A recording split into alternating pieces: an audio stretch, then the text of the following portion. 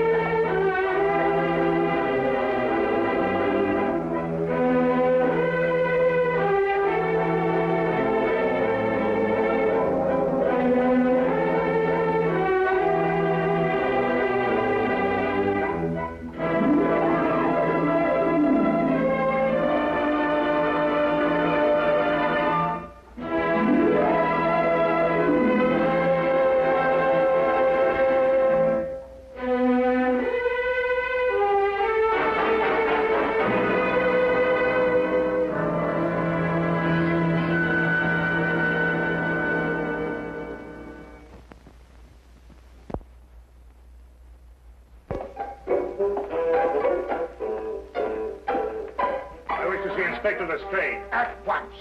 Your name, sir? Dr. John Watson. He's expecting you, sir. In a way, I believe he is. Well, I'll tell him you're here, sir.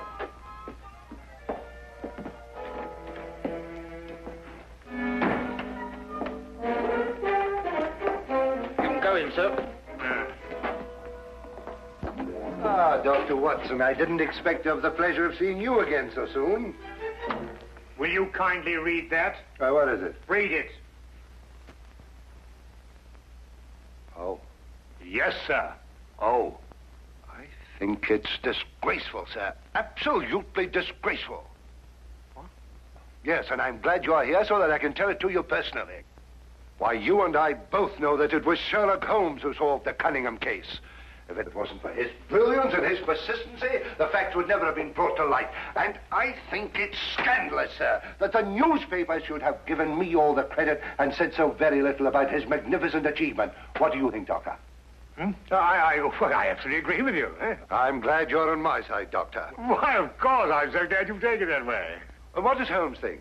Oh, he doesn't mind. You know, he doesn't care who gets the credit. Oh, dear old Holmes, such a modest fellow. Yes, well, look, you must give him my kind regards. Yes. And tell him that, although I know he doesn't think anything about it, I intend to get the newspapers to get the facts straight. Well, that's very good of you, Inspector. What's Holmes doing these days? Well, the last time I saw him, he was playing about with a lot of ink smudges and talking about the prints that fingers make. No.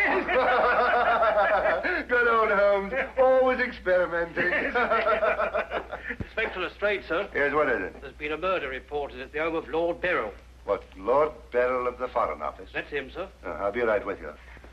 Excuse me, Doctor. Yes, of course. Lord Beryl. This is going to be a tricky situation to handle, what with the Foreign Office and who knows what else. Yes, indeed. Can I be of any assistance? I don't think so, Doctor. Oh, perhaps as a medical man. Mind you, I don't know what to expect, but I think you could be of invaluable assistance. Say no more. Here's the address, sir. Your carriage is waiting outside. Oh, thank you very much. Perhaps you'd care to acquaint Sherlock Holmes with what has happened. Well, I don't know. I don't know myself what's happened. As you said, the people involved make this case rather delicate. Perhaps a little suggestion now and then might help facilitate matters. One never knows. Yes, you're so right. Take a message to Mr. Sherlock Holmes of 221 Baker Street. 221B. Yes, of course, 221B Baker Street. Tell him what has happened and drive him to Lord Beryl's residence. Yes, sir. And tell him Dr. John Watson is already there. The flat's the first floor up. Yes, sir. Very good, sir.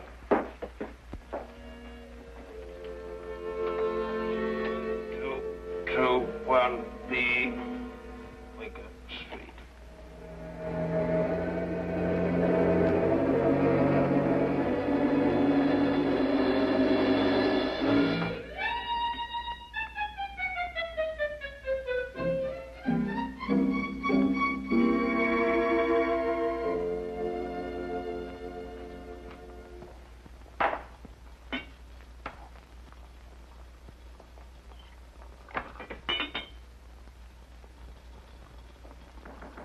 Come in.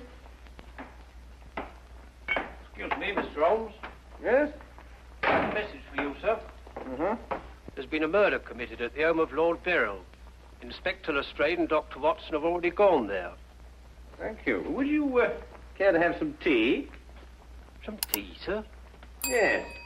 Is that what you're making? Oh, come along. Come and have a look at this. I'm working on an extract from a special series of pygmy poisons. Oh, very interesting, sir. Tea? Well, yes, I don't mind if I do. You take milk? Yes, sir, please, sir, if I may. Splendid. Sugar? Thank you, sir. Where did I put that sugar? Ah, that's it. It's very clear. Help yourself. Thank you, sir. So.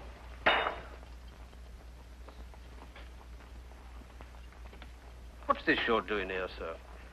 Well, I believe that certain poisons, if taken in the correct doses, can actually have beneficial rather than fatal effects. Now, that's very interesting, sir. Yes, it is, isn't it? And what's all this over here, sir? Oh, that? Oh, those are some tropical leaves. They were sent to me by a friend of mine who hunts in that part of the country. The essence, you see, passes through this tube, down here and across the table, and is condensed in that retort there. And what's that stuff in the bottom there? That's lime. That acts as a catalytic agent to combine the essence of the leaves with a dark, tar-like substance, which you can see at the bottom.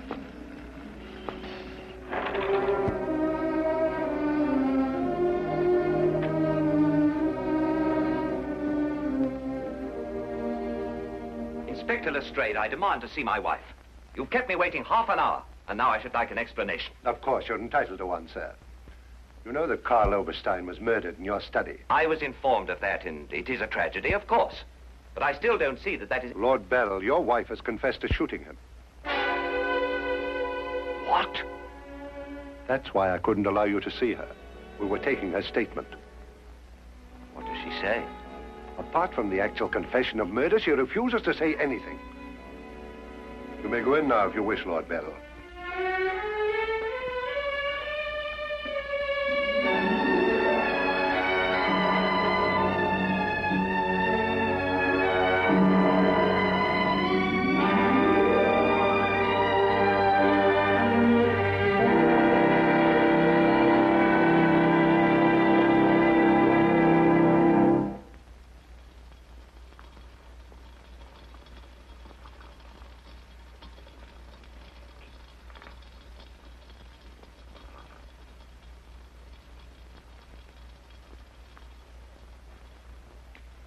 What's that you're putting in now, sir? Well, it's a form of acid dye.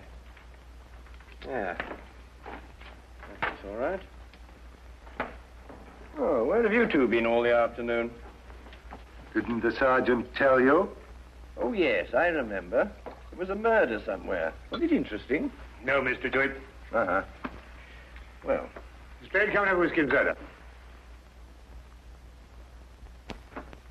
Whiskey and soda, Lestrade. I don't know. I'll be off duty in 5 minutes. Yes, I think that'd be all right.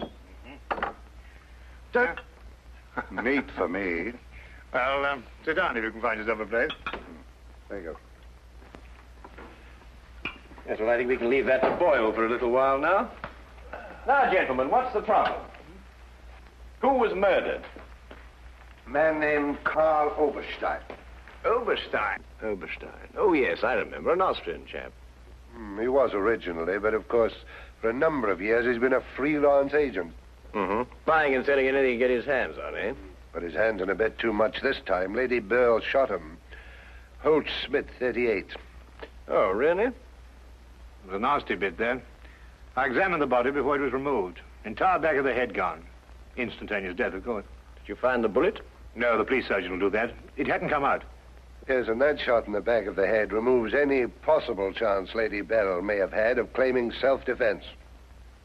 You're off duty now, aren't you, Wilkins? Yes, sir. You may go home. Thank you, sir. It's been a pleasure working for you this afternoon, Mr. Holmes. Like to know how it all turns out. I'll let you know. Thank you, sir. Good afternoon, sir. I feel sorry for Lord Beryl. There'll be quite a scandal when this appears in the papers. Yes, it certainly will be. I wonder why Lady Beryl lied to you. What nationality was Lady Beryl originally? Well, she was born in Austria, although she was brought up in America. She's been here in England for the past 5 years, since her marriage, you know. It's a shame a woman like her has to remain in prison. Still, she might decide to tell you...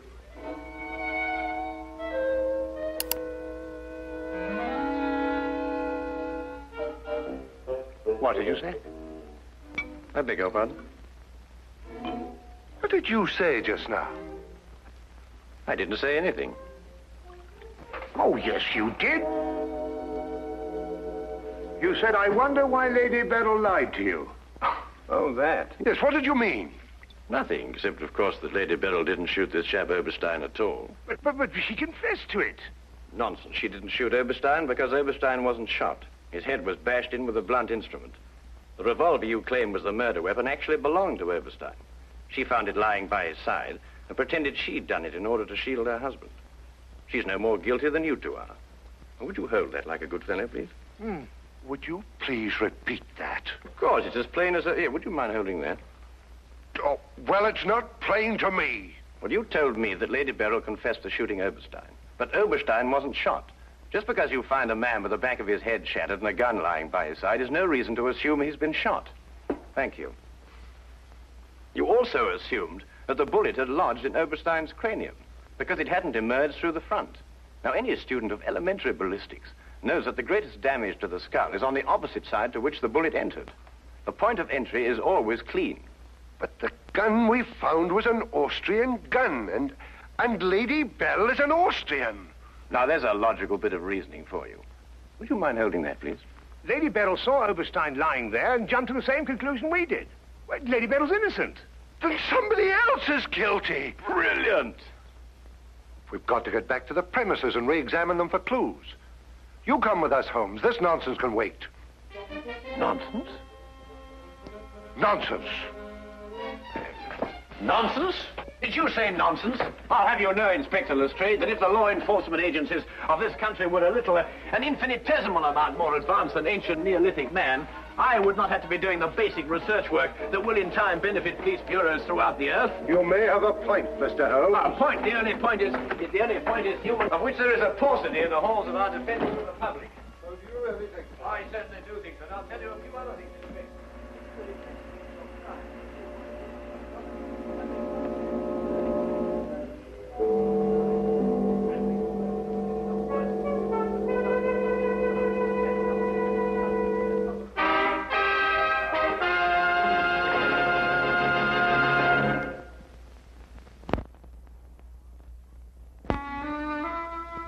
And now we return to the case of Lady Beryl. Yes, is to be dependent 90% on a good memory. Details, Lestrade, those are the things. She's in here, and normally I'd detain her for confessing to a crime she didn't commit, but, well, what with the Foreign Office and all that, I don't believe I will. No, Lestrade, you don't want to hold her. Much easier to solve the crime if she's out. Exactly. Inspector Lestrade.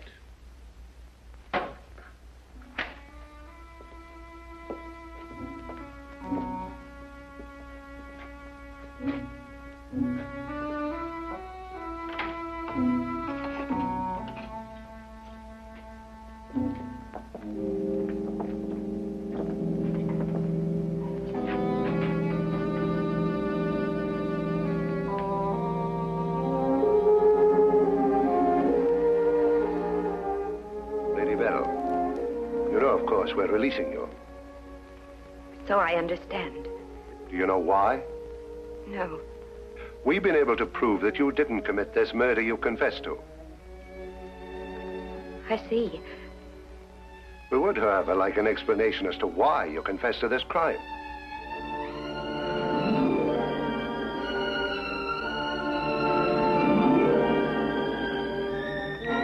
I prefer not to explain my actions, Inspector. You realize, of course, that your actions are in themselves punishable and that we could detain you. I see. Do you still prefer to make no statement? That is correct. Very well, Lady Beryl. You'll be released as soon as the formalities can be cleared. Thank you. Human beings lie to gain, to cover, or to protect.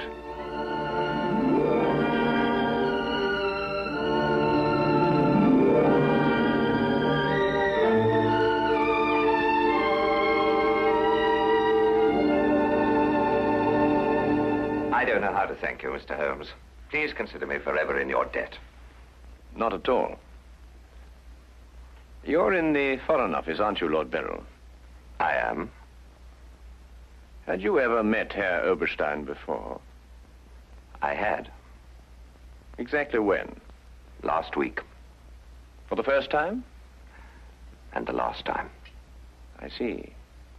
I believe it was his habit to offer large sums of money to men in key positions for the information they may have had in their possession. I believe that was his habit, Mr. Holmes. Thank you. Oh, Lord Beryl, while your wife is on her way here, I wonder if I might look at the premises of the crime. Well, of course, of course. It happened in the study. With your permission. My house is yours, sir. Thank you.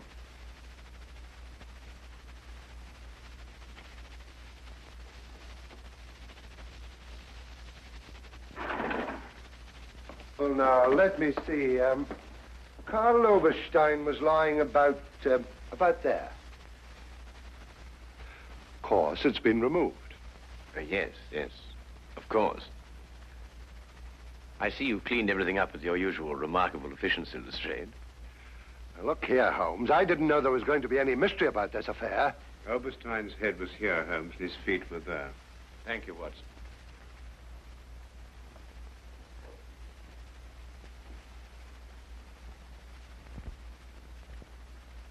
Where was the gun lying?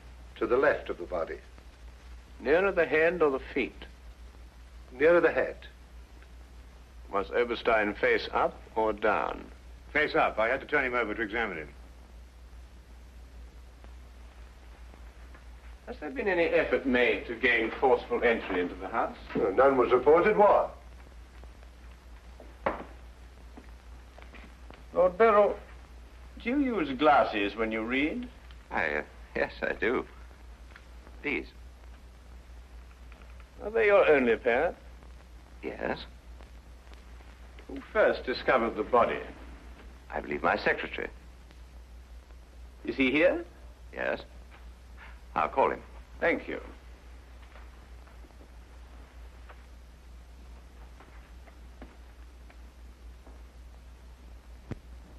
Lestrade, where was Lord Beryl at the time you estimated the crime was committed? He'd been at a meeting with high government officials all day. Oh, good. Why did you ask about the glasses, Holmes? It's because Lord Beryl wears glasses when he reads that Lady Beryl confessed to a crime she didn't commit. What? This is my secretary, Mr. Ross. You've met Inspector Lestrade and Dr. Watson. This gentleman is Mr. Sherlock Holmes. How do you do? I understand it's through your efforts that Lady Beryl was returning home. Partially through my efforts. I wonder if I could impose upon you, Mr. Ross. Of course, sir. Would you mind taking these sheets of paper and roughly outline the position in which you discovered the body? Outline it in scraps of paper. If you would be so kind. Why, of course. What's the purpose of that? How many men have you on the premises, Lestrade? 2 outside. Why? Good. I wonder if you'd mind taking them into the garden behind this window and making a thorough search of the premises for a radius of 30 feet. Looking for what? Anything that doesn't belong in a garden. Are you serious, Holmes? Completely.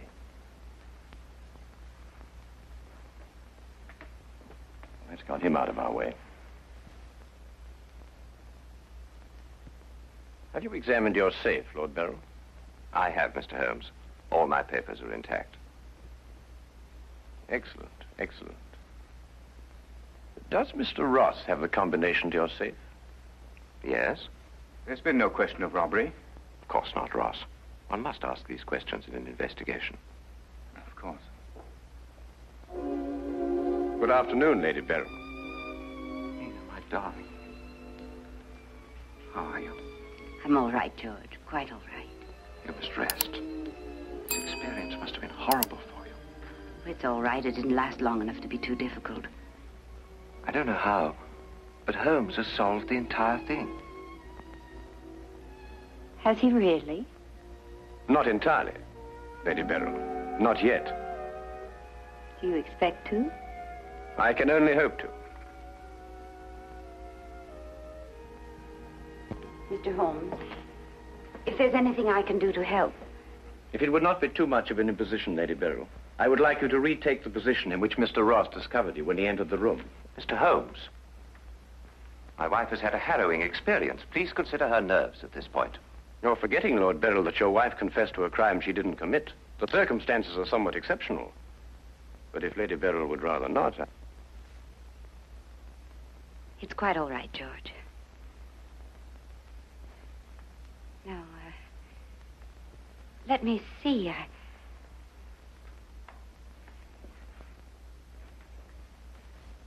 I was standing here. Exactly there? I believe so. Mr. Ross, are you quite certain that that is the position in which Lady Beryl was standing? Well, if you'll pardon my saying so, Lady Beryl, just for the sake of accuracy, you understand, I believe you were standing just a bit further to your left. A little to your left, Lady Beryl. Like that? Yes, I'd say right there. Good. Now, Lady Beryl had a revolver in her hand. Mr. Holmes. That is correct. In which hand? My right hand. Mr. Ross? That's right. Lady Beryl's right hand. Lord Beryl, do you happen to have a revolver in the house? Yes, I have. May I have it? I'm not going to ask my wife to... Yes, I am. If your wife has no objection. Of course she has objections. I have no objections, Mr. Holmes.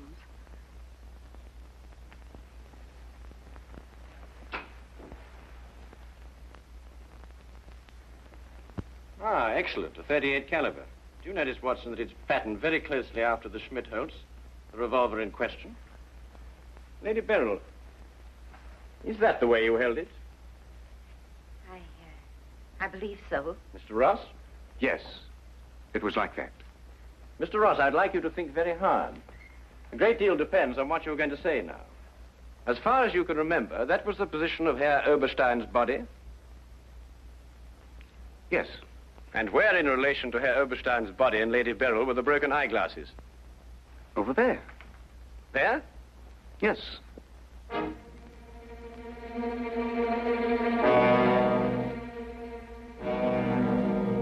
Watson, were there any glasses on the floor when you found the body?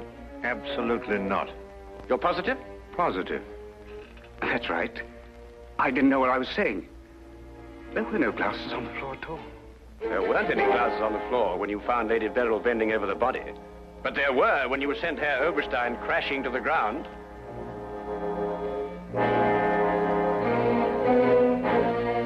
Before you run, Mr. Ross, look at Lady Beryl. I don't understand this, Mr. Holmes. Oh, very simple, really. Herr Oberstein approached you with an offer to buy Foreign Office secrets. You threw him out. Then Ross contacted him, prepared to sell him the secrets. Well, there's nothing missing from the safe.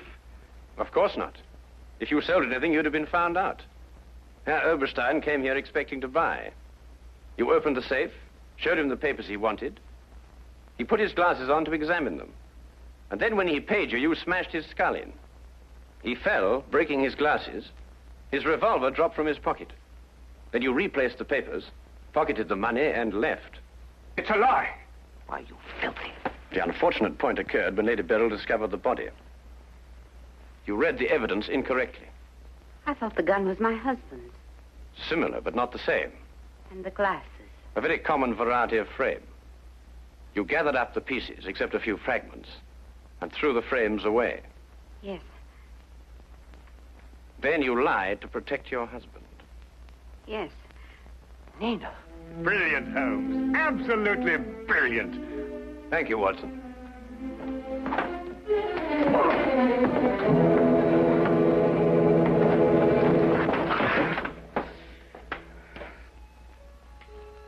My humble and very grateful thanks, Mr. Holmes.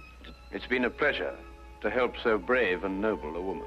I'm still not quite certain what's happened, but I know we shall both be forever indebted to you.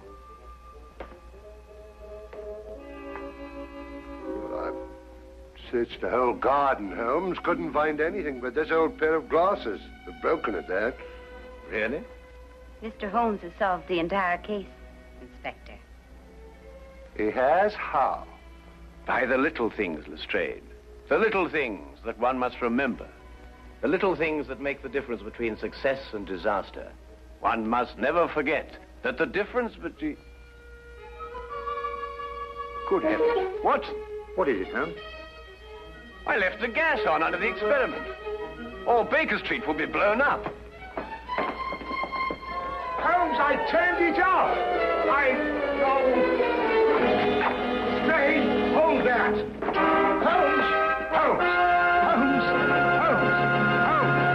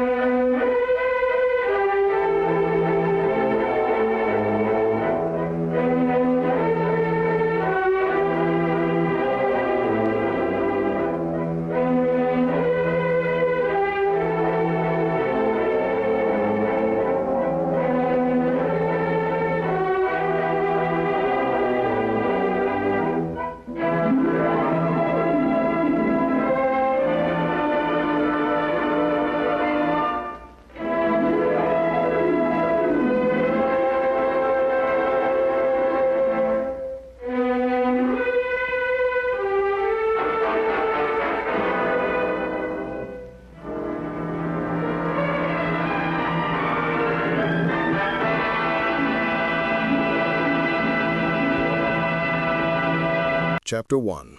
A Lady's Distress by Dr. John H. Watson. Hello, and welcome to Baker Street Chronicles, where every story feels like a warm chat over coffee. It was a chilly November evening in 1887, and London's fog wrapped 221B Baker Street like a thick blanket. Gas lamps flickered outside, casting dim shadows through our windows. The air smelled of coal and damp wool. Inside, our cozy sitting room glowed with the fire's soft crackle. I sat at my desk, scribbling in my journal, while Sherlock Holmes lounged in his armchair, his violin resting on his knee.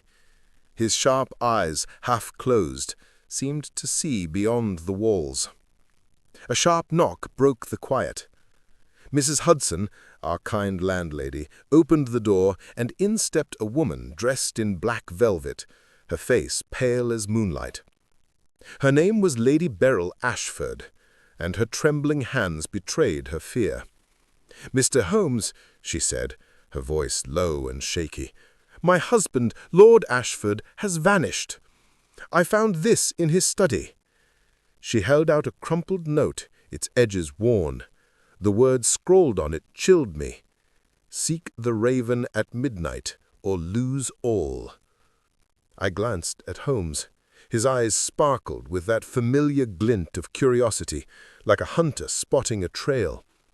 "Tell me everything," Holmes said, leaning forward. Lady Beryl sank into a chair, her gloved hands twisting. She explained that Lord Ashford, a wealthy man with a love for old books, had been acting strange for weeks, secretive, nervous, often out late.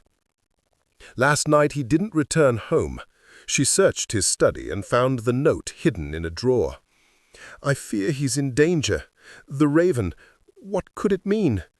Her eyes wide with worry pleaded for answers. Holmes studied the note, his long fingers tracing the ink. He murmured, "Cheap paper, and this smudge, printer's ink, perhaps." He held it to the light, squinting. "Written in haste, yet deliberate. A clue, Watson, but also a challenge." I nodded, though I didn't fully understand. Holmes' mind worked like a machine, piecing together bits I couldn't see. He turned to Lady Beryl. "Did your husband have enemies, debts, secrets?" She hesitated, then shook her head. "None that I know of," but her voice wavered, as if hiding something. The fog outside thickened, muffling the clatter of hansom cabs on Baker Street. Holmes stood, his tall frame casting a shadow. "We'll find him," he promised. "But we must act quickly. Watson, fetch your coat." My heart raced. A mystery was afoot, and I knew Holmes would unravel it. As Lady Beryl left, her silhouette faded into the mist. I felt the weight of her fear. What was the Raven, and where was Lord Ashford? Only Holmes could pierce the fog of this puzzle. Chapter 2. Shadows in the Fog, by Dr. John H. Watson. The fog clung to London like a heavy cloak as Holmes and I stepped into the night. Gas lamps glowed faintly, their light swallowed by the mist. The air was damp, sharp with the scent of coal and river mud. Hansom cabs rattled past, their wheels clattering on wet cobblestones. Holmes, wrapped in his greatcoat, held Lady Beryl's cryptic note, his eyes scanning it under a lamp's dim glow. "The Raven," he muttered. "A name, a place, or a trick?" I shivered, not just from the cold. We headed to Whitechapel, where narrow alleys twisted like a maze. Holmes believed the note's cheap paper and ink smudge pointed to a printing press nearby. At a smoky tavern, the air thick with ale and chatter, we questioned the keeper. He spoke of a cloaked figure called the Raven, seen lurking near an old warehouse. "Shady sort," he said, wiping a glass. "Comes and goes at odd hours." Holmes's lips twitched, a clue. The warehouse loomed in the fog, its windows dark, boards creaking underfoot. Inside, dust hung heavy, and shadows danced in our lantern's light. Holmes found a hidden door behind a crate leading to a small room. Papers littered a table, one stamped with Lord Ashford's seal, a letter about a debt. My heart sank. Was Ashford in trouble? Then Holmes picked up a torn ticket to Vauxhall Gardens. "Curious," he said, brow furrowed. We hurried to Vauxhall, the gardens silent under the fog. Gas lamps flickered along empty paths. At the bandstand, we found nothing. No Ashford, no Raven. Holmes paced, his cane tapping the ground. "A red herring, Watson," he said sharply. "This ticket was meant to mislead us." I felt a pang of frustration. The Raven was clever, always a step ahead. Holmes knelt, inspecting the ground, then stood with a grim smile. "The warehouse holds the key. We've missed something." Back in Whitechapel, we searched the hidden room again. Holmes's keen eyes spotted a scrap of paper under a chair, marked with strange symbols. "A cipher," he said, pocketing it. The symbols meant nothing to me, but Holmes's mind was already turning, piecing together the puzzle. As we left, the fog seemed thicker, hiding secrets in its folds. I wondered about Lord Ashford. Was he alive? And who was this Raven playing games in the dark? Chapter 3. The Cipher Unraveled, by Dr. John H. Watson. Back at 221B Baker Street, the fire crackled, casting warm light across our cluttered room. Outside, the fog pressed against the windows, muffling London's distant hum. Holmes sat at his desk, the cryptic paper from the warehouse spread before him. Its strange symbols, dots, lines, and curves looked like nonsense to me. "A substitution cipher, Watson," Holmes said, his voice calm but eager. He scribbled notes, his pen scratching like a heartbeat. I leaned over, trying to follow, but his mind raced far ahead. The note from Lady Beryl, with its talk of the Raven at midnight, lay nearby. Holmes compared the two, his sharp eyes darting between them. "The symbols align with letters," he said, tapping the paper. After an hour, he cracked it. The cipher revealed an address, 17 Raven Lane, a grim corner of Whitechapel. My pulse quickened.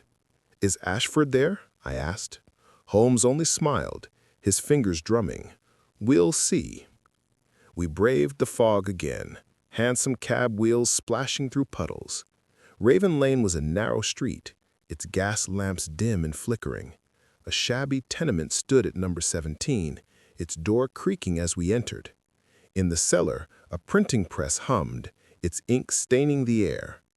A man bolted, Lord Ashford's valet, his face pale with guilt. Holmes cornered him, swift as a fox. "Why forge Ashford's seal?" he demanded. The valet stammered, admitting he'd forged papers to ruin his master, driven by a gambling debt Ashford refused to pay. But where was Ashford? The valet swore he didn't know. Holmes searched the cellar, finding a crumpled map hidden in a drawer. It marked a dockside shack by the Thames. "The final piece," Holmes said, his eyes bright. I felt a mix of hope and dread. The Raven's trail was clever with the Vauxhall ticket as a false lead, but Holmes had pierced the trick. As we left, the fog swirled, hiding the truth just out of reach. I wondered if Ashford was alive or lost forever in London's shadows. Chapter 4. The Truth Revealed by Dr. John H. Watson. The Thames glittered under a weak moon, its waters lapping against the docks.